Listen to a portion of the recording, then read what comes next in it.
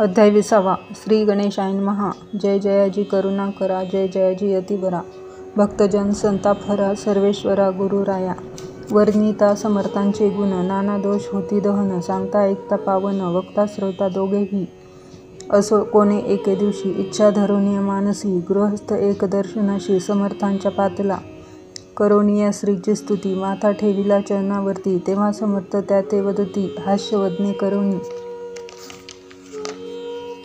फकीरा ते देई खाना, तेने पुरतील सर्व कामना, पक्वान्ने करोनी नाना, यथेच्छ भोजन देईजे, गृहस्थे आज्ञा म्हणून केली नाना पक्वान्ने. फकीर बोलविले 5 जण, जेवू घातले तया ते, फकीर तृप्त होऊन या जाती, उच्छिष्ट उरले पात्रावरती, तेव्हा समर्थ आज्ञापिती, गृहस्थाते सत्वर, शेष अन्न करी ग्रहण, तुझे मनोरथ होतील पूर्ण. परी त्या गृहस्थाचे मन साशंक झाले ते दवा, म्हणे यवन याती अपवित्र,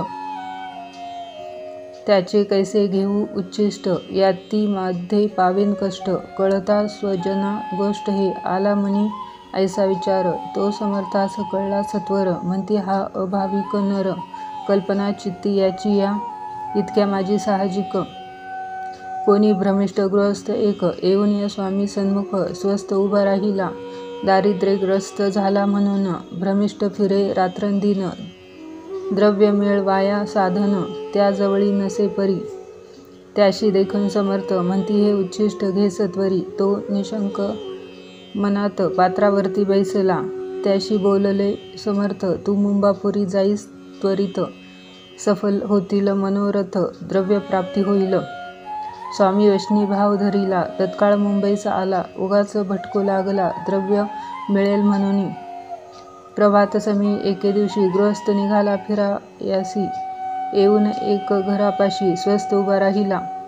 तो घरातून एक वृद्ध बाई, दार उघडवनिया घाईघाई, बाहेर येऊनिया पाही, गृहस्थ पडला दृष्टीशी.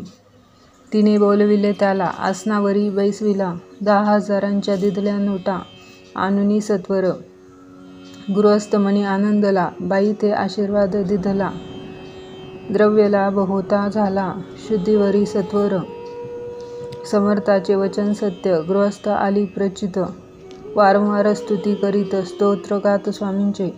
इति श्री स्वामी चरित्र सारामृत, नाना प्राकृत कथा संमत, सदा ऐकत भाविक भक्त. 20वा अध्याय गूढ. श्रीरस्तु शुभं भवतु. श्री स्वामी समर्थ.